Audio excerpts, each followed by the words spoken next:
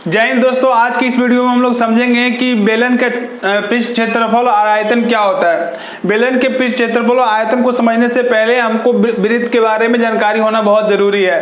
तो दोस्तों ये देखिए, इस आकृति को हम लोग वृत्त कहते हैं। वृत्त के बीच में एक सेंटर होता है, इसको हम लोग केंद्र कहते हैं, और केंद्र से परिधि तक की दूरी को त्रिज्या कहा जाता है। अगर इस परिधि की एक छोर से दूसरी छोर जो कि केंद्र से होकर गुजरती हुई जो लाइन गुजरती है उसको हम लोग व्यास कहते हैं।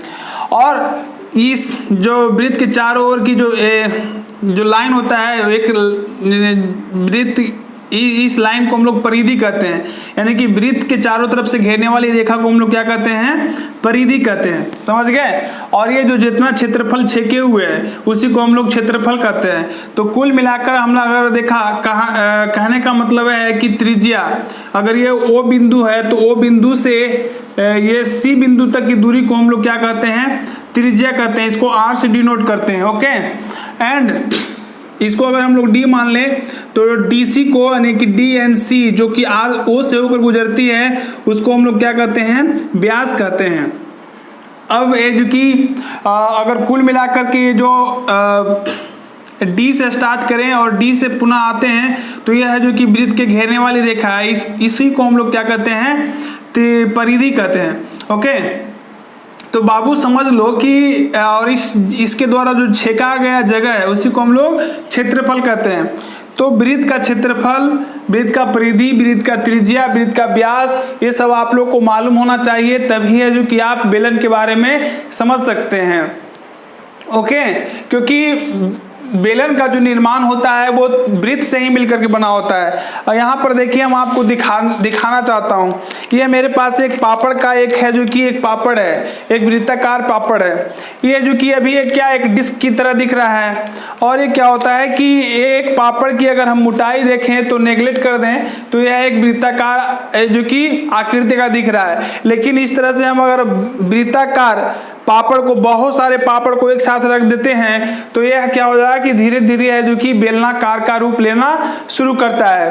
तो इस तरह से आपको वृत्त के बारे में पहले जानना जरूरी होता है, क्योंकि बिना वृत्त के बारे में आप समझे हुए आप नहीं समझ सकते हैं कि बेलन क्या होता है। चलिए हम आगे बढ़ते हैं बेलन की तरफ। तो बेलन का जो निचला जो भाग होता है, अर्थात बेलन का जो आधार होता है वो कैसा होता है? वो वृत्ताकार होता है। और जैसा कि मैंने आपको दिखाया कि एक वृत्त को, एक वृत्त के ऊपर दूसरा वृत्त रखते जाएंगे, जैसे कि आप देख सकते हैं कि एक वृत्त के ऊपर में कई सारे वृत्त रख देंगे तो उसकी मोटाई बढ़ती जाएगी और वो फाइनली है जो कि बेलनाकार का रूप ले लेगा। अगर इस तरह के डिस्क को हम बार बार रखते जाएंगे तो वो है जो कि एक सॉलिड बेलन का रूप लेगा। लेकिन जैसे अब बात करें हम हॉलो सिलेंडर के बारे में, यानी कि खाली बेलन के बारे में, जैसे कि आपने देखा होगा चूड़ी, एक चूड़ी के ऊपर में दूसरा चूड़ी, तीसरा चूड़ी, और इस तरह से आप 20 चूड़ी मतलब कि अरेंज कर देंगे तो वो है कि जो कि क्या बना देगा? एक हॉलो सिलेंडर बना देगा। जैसे कि पाइप का आकृति होता है तो पाइप क्या होता है? एक हॉलो सिलेंडर होता है। तो हम लोग समझते हैं कि बेलन की आकृति, बेलन का पृष्ठ क्षेत्रफल क्या होता है। जैसे कि आप देख सकते हैं कि मेरे हाथ में क्या है?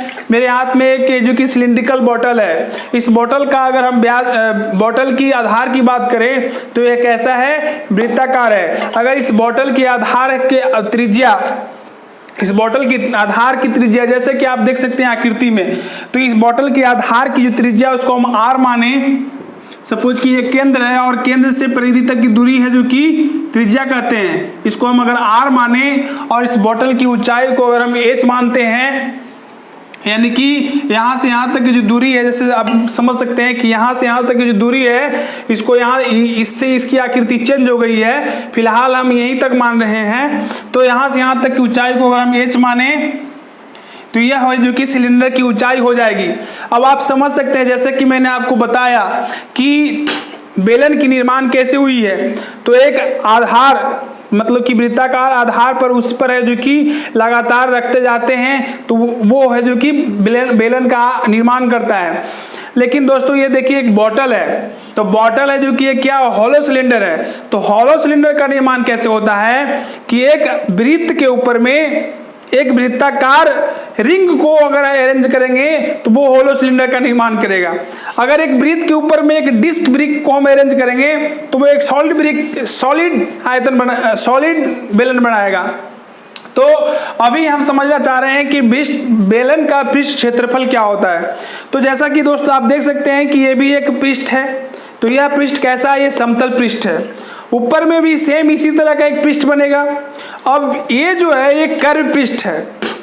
तो अब आप समझ गए कि पृष्ठ का मतलब क्या है। पृष्ठ का मतलब सतह है। और हमें पृष्ठ क्षेत्रफल निकालनी है। तो पृष्ठ क्षेत्रफल निकालने के लिए जो समतल पृष्ठ का क्षेत्रफल है इसको निकालना होगा और ऊपर की समतल पृष्ठ को क्षेत्रफल निकालना होगा। एंड उसके बाद क्या होगा कि जो एक कर्व पृष्ठ का क्षेत्रफल है इसको भी निकालना होगा। इस कर्व पृष्ठ का क्षेत्रफल, ये समतल पृष्ठ का क्षेत्रफल और ऊपर का समतल पृष्ठ का क्षेत्रफल और हम लोग सब एक साथ में जोड़ देंगे तो वो क्या बना देगा? बेलन का संपूर्ण पृष्ठ क्षेत्रफल निकल जाएगा। तो दोस्तों अब हम समझ रहे हैं कि अगर सपोज कि ये बेलन की आधार का जो त्रिज्या है वो r है और उसकी ऊंचाई h है। तो यहां से आप समझ सकते हैं कि बेलन का समतल पृष्ठ का क्षेत्रफल क्या हो जाएगा? पाई r स्क्वायर हो जाएगा नीचे वाला, और सेम ऊपर वाला भी हो जाएगा तो पाई r स्क्वायर, यानी कि समतल पृष्ठ का क्षेत्रफल 2 पाई r स्क्वायर हो जाएगा।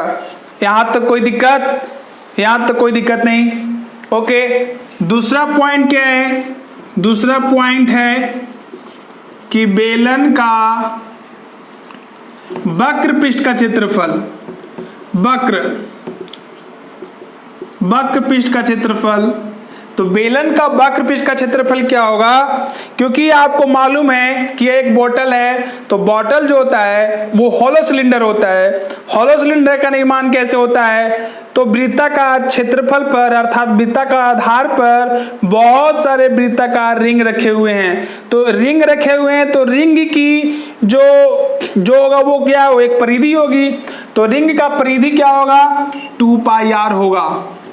और ये इसकी ऊंचाई h है, यानी कि वो जो रिंग है h ऊंचाई तक रखा हुआ है, इसीलिए उसको हम h से मल्टीप्लाई कर देंगे। तो कुल मिलाकर के बेलन का वक्र पृष्ठ का क्षेत्रफल क्या हो जाएगा? 2 पाई RH हो जाएगा। अगर हम बेलन की संपूर्ण पृष्ठ का क्षेत्रफल की बात करें तो बेलन का संपूर्ण पृष्ठ क्षेत्रफल क्या हो जाएगा? बेलन के संपूर्ण पृष्ठ का क्षेत्रफल is equal to 2 pi RH plus 2 pi R square, यानी कि अगर हम 2 पाई r का कॉमन ले लें तो क्या हो जाएगा? r plus h। तो ये हो गया बेलन के संपूर्ण पृष्ठ का क्षेत्रफल। मैं समझता हूं कि यह कंसेप्ट आपको अच्छी तरह से समझ में आया होगा। आगे मैं बात करना चाहता हूं बेलन के आयतन के बारे में। देखिए, आयतन का मतलब क्या होता है? आयतन को हम लोग 2-3 शब्दों में बताते हैं। आयतन, धारिता, कैपेसिटी यानी ग्रहण करने की क्षमता। जैसे ये एक बॉटल है तो इस बॉटल में ये नेक तक है जो कि सिलिंड्रिकल आकृति की है। तो इस बॉटल में कितना पानी हट सकता है, कितना पानी यह बॉटल ग्रहण कर सकता है, यही इसकी धारिता है, यही इसकी कैपेसिटी है। तो आप समझिए, आयतन को जनरल टर्म में आप समझिए कि आयतन होता क्या है। तो किसी भी वस्तु का आयतन होता है आधार का क्षेत्रफल गुने ऊंचाई। अब इस बॉटल जो है, इस बॉटल का आधार का क्षेत्रफल क्या है? इस बॉटल की आधार का क्षेत्रफल, एक्चुअली आधार इसका वृत्ताकार है, इसलिए आधार का क्षेत्रफल हो गया पाई r स्क्वायर।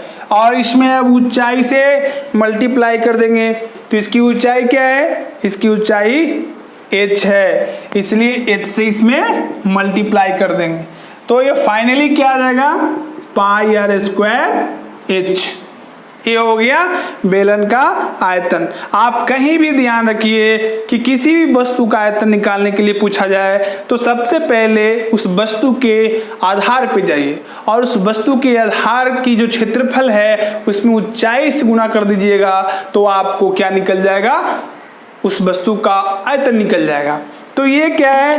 ये एक है जो कि सिलिंड्रिकल है, और जैसा कि हम लोग ने पहले ही डिस्कस किया कि सिलेंडर है जो कि वृत्त से निर्माण होता है। और ये है जो कि होलो सिलेंडर है, इसलिए जो कि सर्किल है जो कि रिंग से स्टार्ट होता है इसका निर्माण।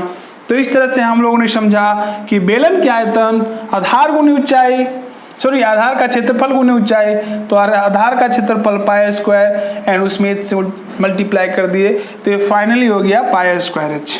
इस तरह से मैं समझता हूँ कि यह वीडियो आपके लिए काफ़ी लाभदायक होगा और आपको अच्छी तरह से समझ में आया होगा कि बेलन का आयतन और बेलन का पृष्ठ क्षेत्रफल हम लोग कैसे निकालते हैं। धन्यवाद।